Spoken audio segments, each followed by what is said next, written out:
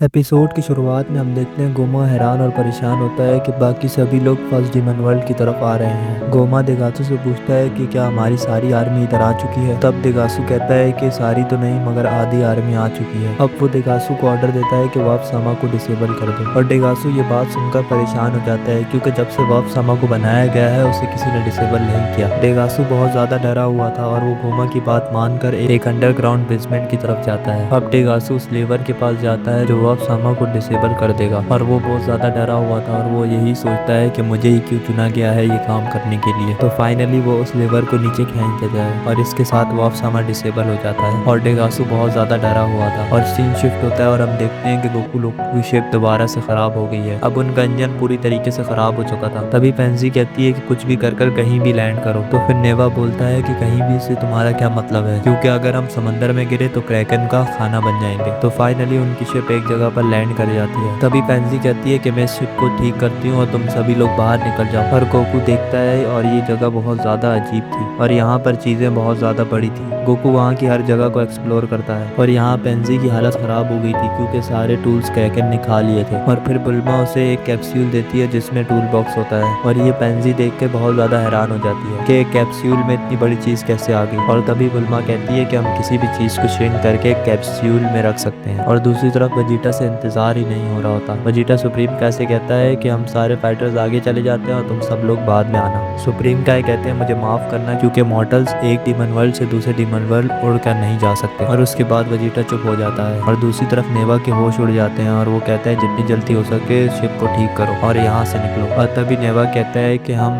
Planet mega पर हैं। और सुप्रीम काय कहता है कि मैंने पहले भी इस प्लेनेट के बारे में सुना है, यहाँ पर बहुत बड़े मेगा रहते हैं। और नेवा कहता है कि हम बहुत बड़ी मुसीबत में हैं, हमें जितनी जल्दी हो सके यहाँ से निकलना होगा। तब गोकू आगे कहता है कि आप फिक्र मत करो, हम हैं ना संभालने के लिए। और ग्लोलियो कहता है कि हमें इससे फर्क नहीं पड़ता, बस हमें यहाँ से निकलना है। पेंसी हाइबिसु कहती है अगर तुम कोई काम नहीं करे तो मेरे स्टूल बन जाओ। सीन शिफ्ट होता है और हम देखते हैं कि फर्स्ट डीमन वर्ल्ड में अरिसु बाहर का नजारा देख रही होती है और तभी उसके पास ग्लोरियो का फोन आता है। ग्लोरियो कहता है कि हमने सेकंड ड्रैगन बॉल कलेक्ट कर ली है और जल्दी ही हम फर्स्ट डीमन वर्ल्ड में पहुंच जाएंगे। और अरिसु कॉल कट करके ड्रैगन बॉल की तरफ देखती है और वो स्माइल के साथ बोलती है कि अब मेरे पास तीनों ड्रैगन बॉल आ गई हैं। सीन शिफ्ट होता है और हम देखते हैं बुल्मा जो कि पेंजी की तारीफ कर रही होती है और कहती है कि तुम्हें तो ये काम बहुत अच्छे तरीके से आता है। और बुल्मा कहती है कि मैंने भी अर्थ पे एक शिप ऐसी ठीक की थी मगर मुझे इस पार्ट के बारे में समझ नहीं आ रही थी, तो आखिर ये चीज़ है क्या। और पेंजी कहती है कि यह है माची लाइट, ये एसिडिक वाटर के साथ रिएक्ट करता है और 30 साल तक एनर्जी प्रोड्यूस करता रहता है। ये सुनकर बुल्मा हैरान हो जाती है। पेंजी कहती है कि फर्स्ट डीमन वर्ल्ड का ऊपर वाला हिस्सा और थर्ड डीमन वर्ल्ड का निचला हिस्सा ये दोनों ही पूरी तरह से माजी लाइट से बने हुए हैं और थर्ड डीमन वर्ल्ड से एसिडिक वाटर बहते रहता है और यही रीजन है कि ये शाइन करता रहता है। और ये दोनों बातें कर रहे होते हैं और नीचे हाइबिस की हालत खराब हो रही होती है। वो कहता है कि अगर तुम्हारा काम हो चुका है तो मेरे ऊपर से हट जाओ। पर वो दोनों ही वहाँ से उतर जाते हैं और बुल्मा कहती है अगर इसकी क्वांटिटी इतनी ज्यादा है तो हम थोड़ा ले नहीं सकते। और फिर पांजी मना कर देती है क्योंकि इस पे पूरा कंट्रोल गोमा का है क्योंकि वही सुप्रीम डीमन किंग है। और फिर बुल्मा कहती है काश मैं भी थोड़ा अपने साथ लेके जा सकती। और फिर हमें पूरे जंगल का सीन दिखाया जाता है और ये कोई नॉर्मल जगह नहीं थी और गोकू वहाँ बैठ कर फल खा रहा होता है कि तभी उस पर एक हैमस्टर अटैक कर देता है और गोकू हैरान था कि एक हैमस्टर इतना बड़ा कैसे हो सकता है और वो उससे बच के भागने लग जाता है। वेजिटा कहता है कि अब मजे करना बंद करो और इसको खत्म कर दो। और तभी गोकू मना कर देता है कि मैं एक जानवर को मार नहीं सकता। और वेजिटा का ऐसा मानना बिल्कुल भी नहीं था और वेजिटा बिल्कुल भी रहम नहीं करता और सबको मारने लग जाता है और उनकी तादाद बहुत ज्यादा थी और वो सब पर हमला करने लग जाते हैं। पिकलो और ग्लोरियो उन शिप से दूर रखने का काम कर रहे होते हैं क्योंकि अगर शिप खराब हो गई तो हमेशा के लिए यहाँ फंस जाएंगे। और हाइबिस और नेवा सब छुप के देख रहे थे पर अचानक से ही किसी के पैरों की आवाज आती है और वो सभी हैमस्टर डर के भाग जाते हैं। और फिर पिकलो कहता है कि मैं चेक करके आता हूँ कि हुआ क्या है। और गोकू वेजिटा और पिकलो वहाँ पर देखने चले जाते हैं और उन्हें अपनी आंखों पर यकीन नहीं हो रहा होता कि एक बहुत बड़ा जायंट उनके सामने होता है। और नेवा कहता है कि ये एक मेगा चाइल्ड है, जिसे हम देख रहे हैं वो कोई और नहीं बल्कि एक बस बच्चा है।